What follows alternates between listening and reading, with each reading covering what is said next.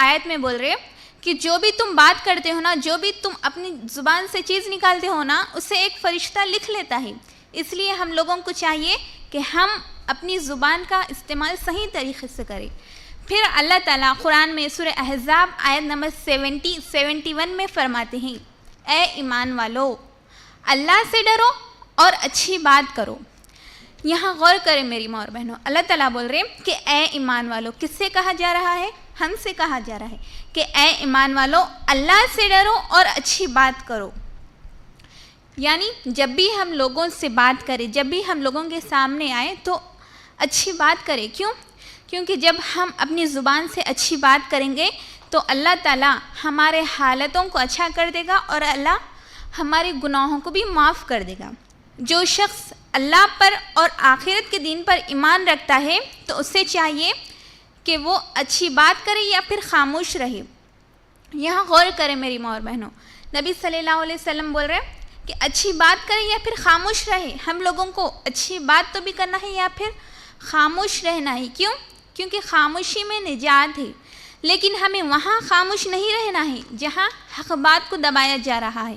کیونکہ حق بات بولنا ہے، حق بات کی گواہی دینا ہے، وہاں خاموشی ٹھیک نہیں ہے. ٹھیک ہے، بلکہ نبی صلی اللہ علیہ وسلم فرماتے ہیں کہ اگر تم میں سے کوئی کہیں برائی ہوتے ہوئے دیکھو تو اسے ضروری ہے کہ وہ پہلے ہاتھ سے روکے. اگر ہاتھ سے روکنے کی طاقت نہیں ہے تو زبان سے روکے. اگر زبان سے بھی روکنے کی طاقت نہیں ہے تو دل میں برا جانے. یہ ایمان کا سب سے آخری درجہ ہے. اور ہم میں سے بہت سارے لوگ ایسے ہوتے ہیں جو بہت زیادہ باتیں کرتے ہیں. وہ لوگوں کو ہمیشہ ہنساتے رہتے ہیں اور وہ بھی خوش ہوتے ہیں کیونکہ میں لوگوں کو ہنسا رہی ہوں. جب ان کے پاس ہنسانے کے لیے کچھ باتیں نہیں ہوتی ہے تو وہ ان کے باتیں لانا شروع کر دیتے ہیں، غیبت کرنا شروع کر دیتے ہیں، چغلی کرنا شروع کر دیتے ہیں. اور آج لوگوں کو غیبت سننے میں، غیبت کرنے میں بہت مزہ آتا ہے. تو میری ماں اور بہنوں، یہ زبان ہی تو ہے جو غیبت کر رہی ہے. یہ زبان ہی تو ہے جس کا استعمال ہم غلط طریقے سے کر رہے ہیں، چغلی کے ذریعے. دیکھیے، اگر کوئی کسی مسلمان بھائی کی برائی کر رہا ہے تو وہ اپنی مردہ بھائی کا گوشت کھا رہا ہے. کیا ہم میں سے ہے کوئی اپنے مردہ بھائی کا گوشت کھائے؟ کیا ہم میں سے کوئی چاہتا ہے کہ ہم اپنے مردہ بھائی کا گوشت کھائے؟